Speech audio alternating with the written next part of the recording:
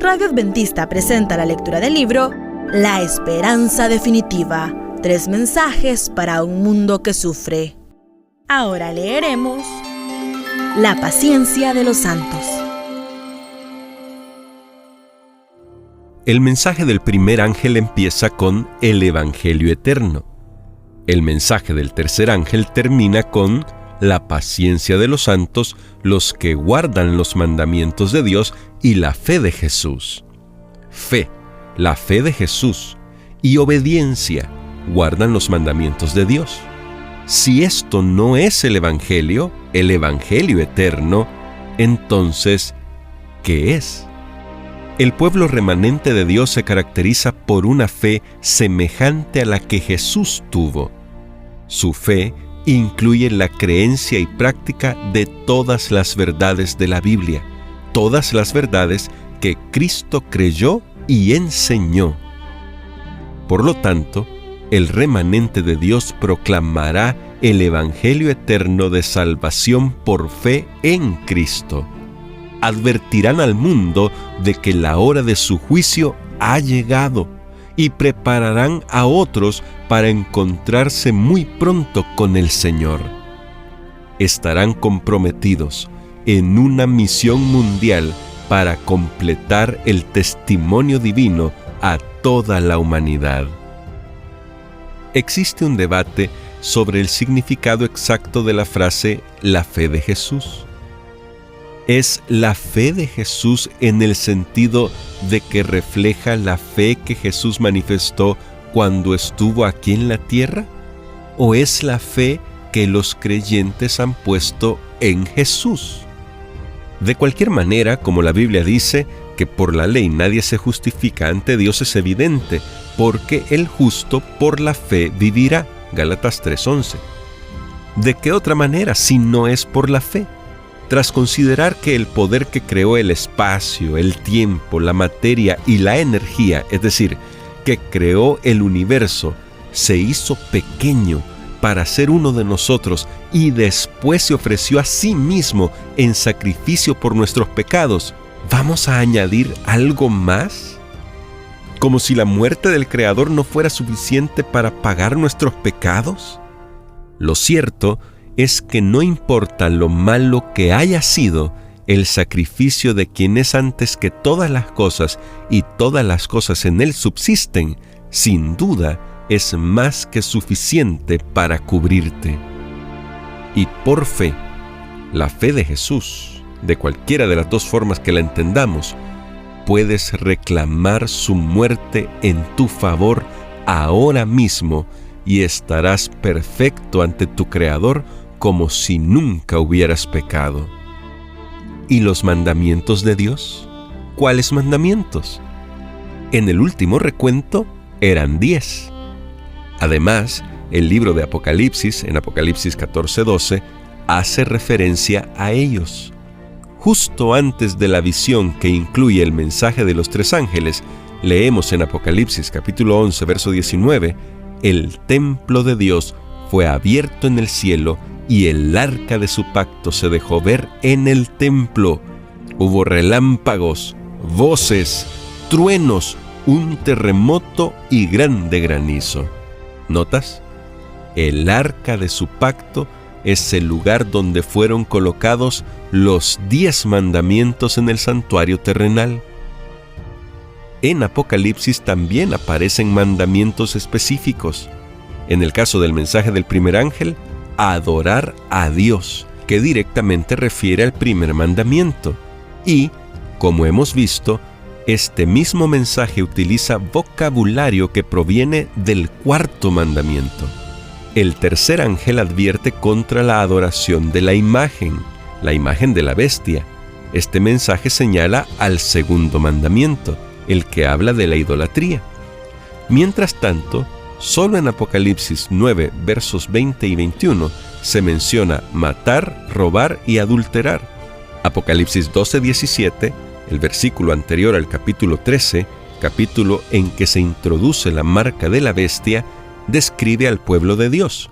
Entonces el dragón se llenó de ira contra la mujer y se fue a hacer la guerra contra el resto de la descendencia de ella, contra los que guardan los mandamientos de Dios y tienen el testimonio de Jesucristo. Entonces, en el contexto de los últimos días, al pueblo fiel de Dios se le describe guardando sus mandamientos. ¿Y por qué no? Un hombre asistió a la celebración de los 30 años de la escuela secundaria donde había estudiado años antes. Cuando se acabó todo, él se quedó pensando en lo mal que estaban muchos de sus antiguos amigos. Entonces reflexionó: si ellos hubieran guardado los 10 mandamientos, cuánto mejor hubieran sido sus vidas. Imagina nuestro mundo si todos guardaran, aunque sea solo algunos. Si nadie transgrediera el 6º mandamiento, matar, el 7º, adulterar, el 8º, robar, y el 9º, mentir, nuestra existencia sería un paraíso en comparación con lo que es ahora. A manera de experimento, ¿en qué país preferirías vivir y formar una familia?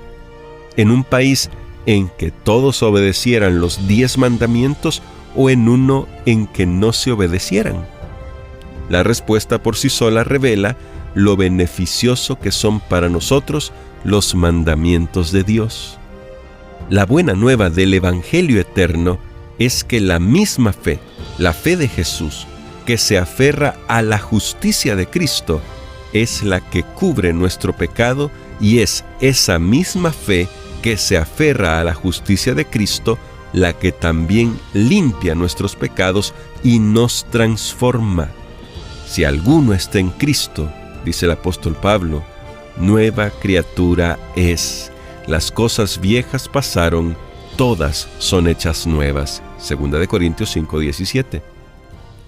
Una y otra vez se nos promete poder para obedecer, para vencer y para guardar los mandamientos de Dios. En 1 Corintios 10:13 se nos dice: no os ha sobrevenido ninguna prueba que no sea humana, pero fiel es Dios, que no os dejará ser probados más de lo que podéis resistir, sino que dará también juntamente con la prueba la salida, para que podáis soportar. En la primera carta de Juan, capítulo 5, verso 4, se nos dice: porque todo lo que es nacido de Dios vence al mundo, y esta es la victoria que ha vencido al mundo, nuestra fe. Filipenses 4:13 es un texto famoso que nos dice: todo lo puedo en Cristo que me fortalece. En Romanos capítulo 6, verso 6, Pablo escribió: sabiendo esto, que nuestro viejo hombre fue crucificado juntamente con él, para que el cuerpo del pecado sea destruido, a fin de que no sirvamos más al pecado. Y la carta de Judas en el verso 24 nos dice: a aquel que es poderoso para guardaros sin caída y presentaros sin mancha delante de su gloria con gran alegría. Así es, podemos, por la gracia de Dios, guardar sus mandamientos, incluso de manera perfecta, pero no podemos ser salvos por ellos aun cuando los guardemos perfectamente. Es por eso que la salvación es por la fe, no por la ley. Somos justificados por la fe sin las obras de la ley, dice Romanos 3:28, pues las obras de la ley no pueden justificarnos. Si pudieran justificarnos, ¿por qué Jesús no evadió la cruz? ¿Por qué no vino a la tierra solo para mostrarnos cómo obedecer y después regresarse al cielo? La respuesta es que, por mucho que necesitáramos un ejemplo, también necesitábamos un sustituto. Por eso es que Jesús murió en la cruz, sufriendo en sí mismo el castigo por nuestra transgresión de la ley de Dios. Romanos 5:8 dice: pero Dios muestra su amor para con nosotros en que, siendo aún pecadores, Cristo murió por nosotros. La cruz por sí misma demuestra lo inútil de las obras humanas para la salvación. Y vaya que necesitamos ser salvos, ¿verdad? Por muy malo que haya sido este mundo, aún va a empeorar. Daniel nos advierte de un tiempo de angustia cual nunca fue desde que hubo gente hasta entonces. Daniel 12:1. Sin embargo, aunque al principio las cosas empeorarán, mejorarán más allá de lo que podemos imaginar, porque he aquí que yo crearé nuevos cielos y nueva tierra, dice el Señor. De lo pasado no habrá memoria ni vendrá al pensamiento. Isaías 65:17. Y en 2 de Pedro capítulo 3 verso 13 el apóstol escribió: pero nosotros esperamos, según sus promesas, cielos nuevos y tierra nueva, en los cuales mora la justicia. Y en el libro de Apocalipsis capítulo 21 verso 1 se nos dice: entonces vi un cielo nuevo y una tierra nueva, porque el primer cielo y la primera tierra habían pasado, y el mar ya no existía más. Enjugará Dios toda lágrima de los ojos de ellos, y ya no habrá más muerte, ni habrá más llanto, ni clamor, ni dolor, porque las primeras cosas ya pasaron. Tal vez te preguntes, ¿no habrá más muerte? ¿No más llanto? ¿No más dolor? Una existencia que nosotros, que solo conocemos la muerte, el llanto y el dolor, no podemos visualizar. Esas primeras cosas que desde el principio nunca debieron haber existido, pasarán. Una nueva existencia será nuestra para siempre. Esto es lo que el Evangelio eterno, formulado antes del comienzo del tiempo, promete. Es a esta existencia que el mensaje de los 3 ángeles señala. Es de esto que los profetas soñaron, tuvieron visiones, predicaron y escribieron.